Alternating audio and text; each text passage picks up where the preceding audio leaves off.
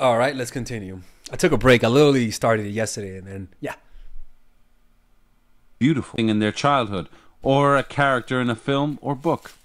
Even before Boursicot heard Pepu's story, he had the uncanny feeling of something remarkable and fantastical in this normal-looking man.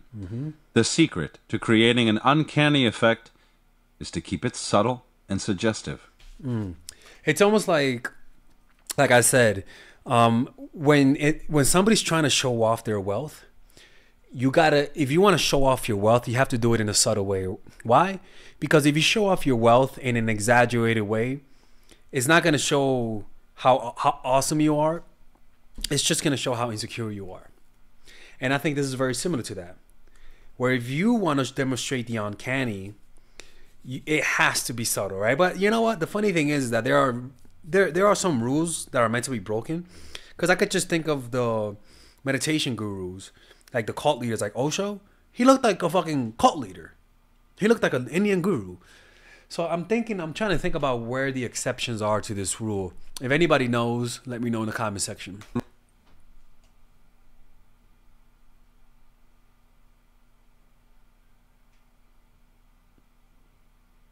I think it paused a little bit. What's going on here?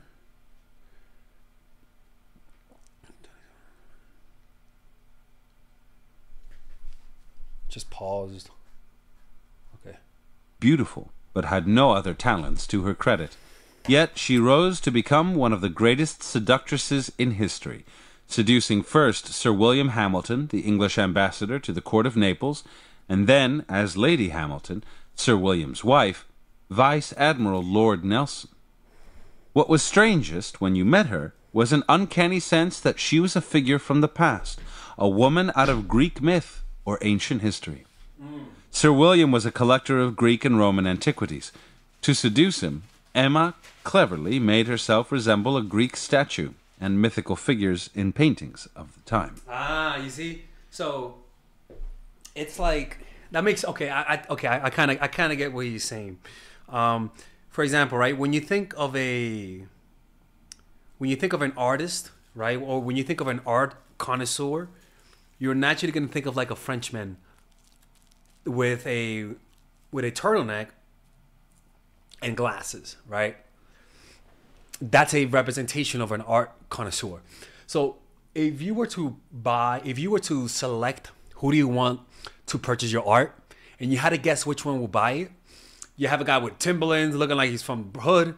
You have a guy with looking like he's from Wall Street, and then you have the guy with the circle glasses, with the fucking French shit and the turtleneck. You're gonna go with the turtleneck, dude. You know what I'm saying?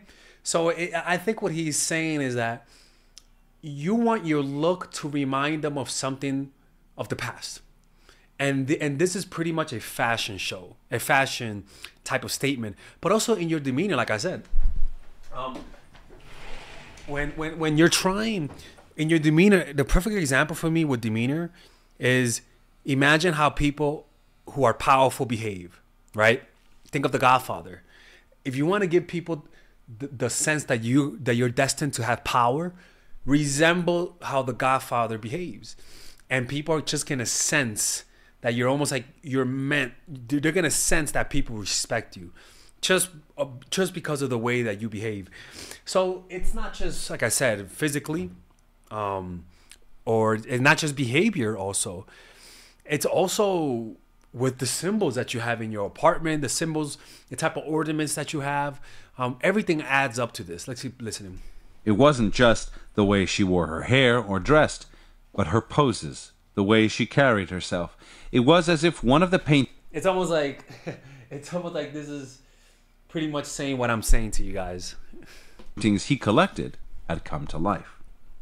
Soon, like for example, when you look at me, you could tell that I remind you of something, right? I mean, it's pretty obvious. I mean, I look like a something in history.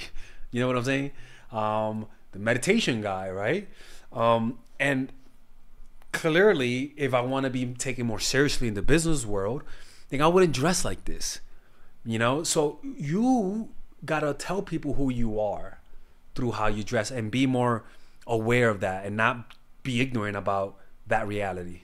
Sir William began to host parties in his home in Naples at which Emma would wear costumes and pose, recreating images from mythology and history. Dozens of men fell in love with her, for she embodied an image from their childhood, an image of beauty and perfection. And that's the thing, is that embody a fantasy pretty much by literally what you wear.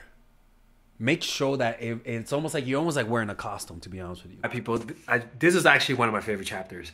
But if you guys want to join the Robert Greene Book Club for just $5 a month, there's only a cup of coffee, ladies and gentlemen. You could click on the description down below where it says join the Robert Greene Book Club, and you'll get all of the archives. I have a bunch of chapters, and we're going to be doing more of it. And I'm going to be uploading the last part of this chapter tomorrow. All right, so I'll see you guys inside when I'm closing the channel. The key to this fantasy creation was some shared cultural association. Mythology, historical seductresses like Cleopatra. So it has to be culturally relevant, pretty much. So you can't be bringing no fucking fantasy fiction. You can't be, you're Kim Jong-un. If you're in North Korea, don't try to bring that Kim Jong-il look to the Americas and say, oh, I'm cool. No, you look like a dictator. That's what you look like. You know? So it has to be culturally relevant. Every culture has a pool of such figures from the distant and not-so-distant past. You hint at a similarity in spirit and in appearance, but you are flesh and blood. Oh, dude, oh my God, this is so profound. Because it just makes so much sense. It makes so much sense. I'm just blown away right now. What could be more thrilling than the sense of being in the presence of some fantasy figure going back to your earliest memories? One night, Pauline Bonaparte, the sister of Napoleon, held a gala affair in her house. Afterward, a handsome German officer approached her in the garden and asked for her help in passing along a request to the emperor. Pauline said she would do her best, and then, with a rather mysterious look in her eye, asked him to come back to the same spot the next night. The officer returned and was greeted by a young woman who led him to some rooms near the garden and then to a magnificent salon complete with an extravagant bath. Moments later, another young woman entered through a side door, dressed in the sheerest garments. It was Pauline.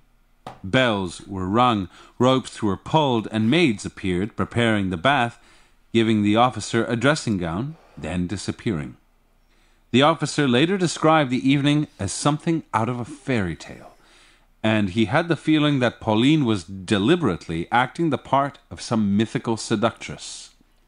Pauline was beautiful and powerful enough to get almost any man she wanted, and she wasn't interested simply in luring a man into bed. She wanted to envelop him in romantic adventure, seduce his mind. Part of the adventure was the feeling that she was playing a role and was inviting her target along into this shared fantasy. Role-playing. I was literally thinking of role-playing. This reminds me of role-playing.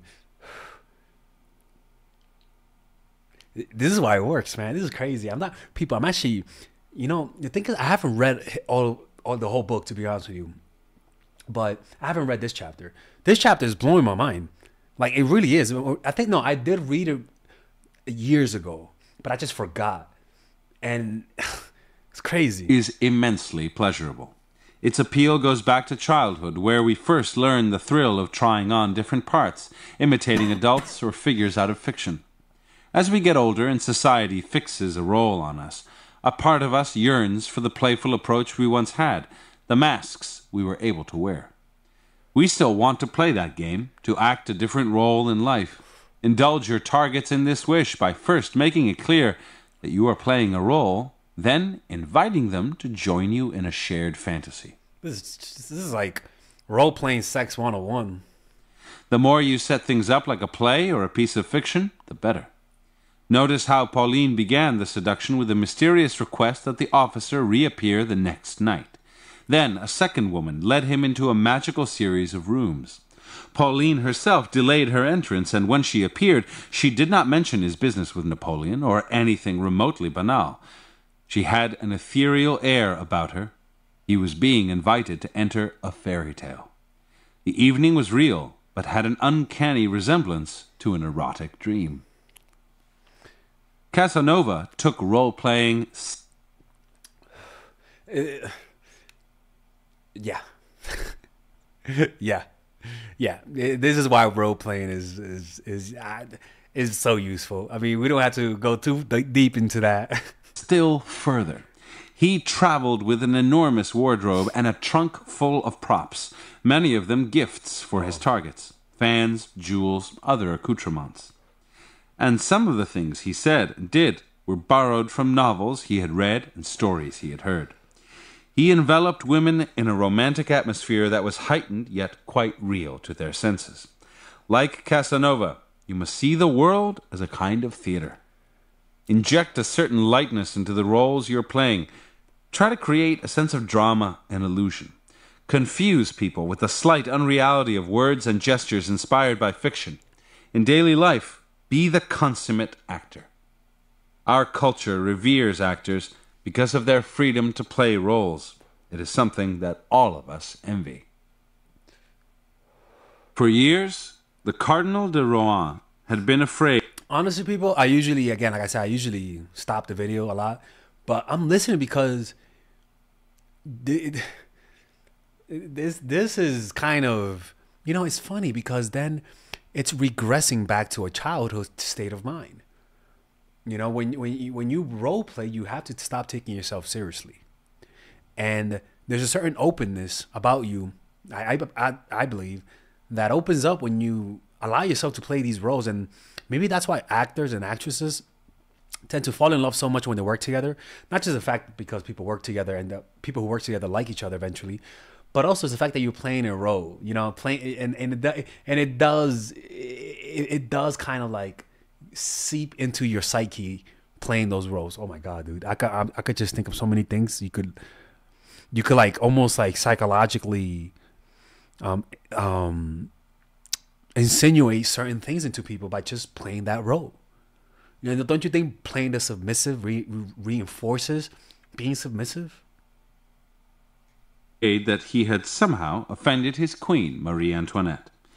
She would not so much as look at him. Then, in 1784, the Comtesse de la Motte Valois suggested to him that the queen was prepared not only to change the situation, but actually to befriend him. The queen, said la Motte Valois, would indicate this in her next formal reception. She would nod to him in a particular way. During the reception, Rohan indeed noticed a slight change in the queen's behavior toward him and a barely perceptible glance at him. He was overjoyed. Now the countess suggested they exchange letters, and Rohan spent days writing and rewriting his first letter to the queen. To his delight, he received one back. Next, the queen requested a private interview with him in the gardens of Versailles. Rohan was beside himself with happiness and anxiety. At nightfall, he met the queen in the gardens, fell to the ground, and kissed the hem of her dress. You may hope. You know, it's kind of crazy. Fantasizing about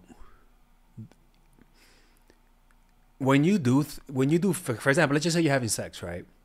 As a guy, you know. Okay, I'm gonna tell you something about guys.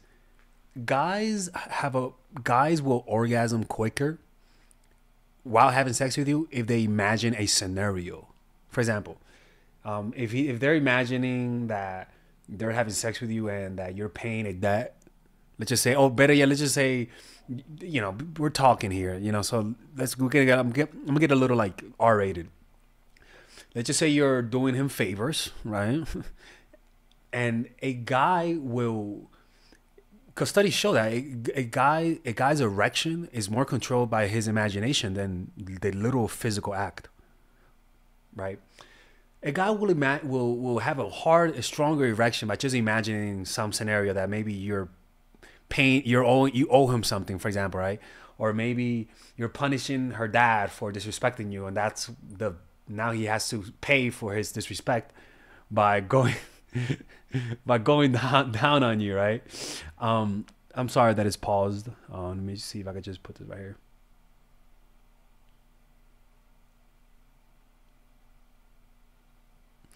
And that will actually turn the guy on more, the imagination. So I think it's even the same when they like you.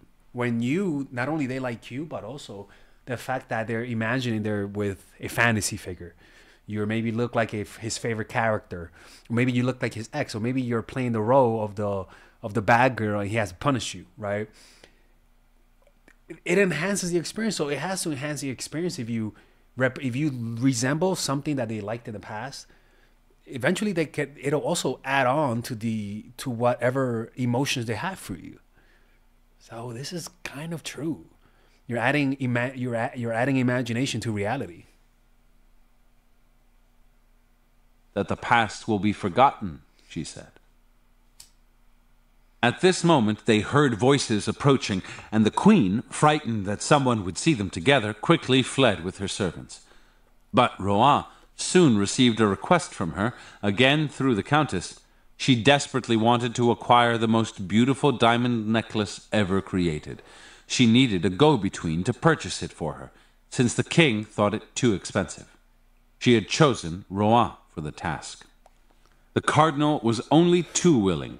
In performing this task, he would prove his loyalty, and the queen would be indebted to him forever. Rohan acquired the necklace. The countess was to deliver it to the queen. Now Rohan waited for the queen both to thank him and slowly to pay him back. Yet this never happened. The countess was in fact a grand swindler. The queen had never nodded to him. He had only imagined it. The letters he had received from her were forgeries, and not even very good ones. The woman he had met in the park had been a prostitute paid to dress and act the part. The necklace was, of course, real, but once Rohan had paid for it and handed it over to the countess, it disappeared.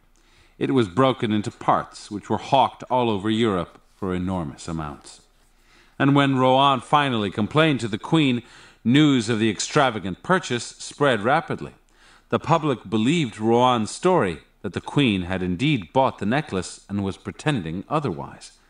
This fiction was the first step in the ruin of her reputation. Everyone has lost something in life, has felt the pangs of disappointment. The idea that we can get something back, that a mistake can be righted, is immensely seductive. Under the impression that the queen was prepared to forgive some mistake he had made, Rohan hallucinated all kinds of things. Nods that didn't exist, letters that were the flimsy... It's almost like when you like someone, you start to imagine the things that they're doing are romantic gestures, or, oh my God, she looked at me this way. Does it mean she likes me? I'm like, nah, bro, she just stared in your direction. So you start to see things. To forgeries, a prostitute who became Marie Antoinette. The mind is infinitely vulnerable to suggestion, and even more so when strong desires are involved. And nothing is stronger than the desire to change the past, right or wrong, satisfy a disappointment. Find these desires in your victims, and creating a believable fantasy will be simple for you. Few have the power to see through an illusion they desperately want to believe in. Mm-hmm. Reversal. There is no reversal to this chapter. No seduction can proceed without creating illusion, the sense of a world that is real but separate from reality. Yeah, this was my favorite chapter in any of his books at this moment in time. Because it just, I think this just, at least for me, it illuminated so many things. Very, very well written. Jesus Christ, man, that was crazy, man. Yeah. Anyways, man, I hope you guys enjoyed this video. After today, I'm gonna do another one in 3 weeks. So yeah, expect another Robert Greene Book Club video. Honestly, this chapter is kind of insane. Honestly, this chapter kind of feels like how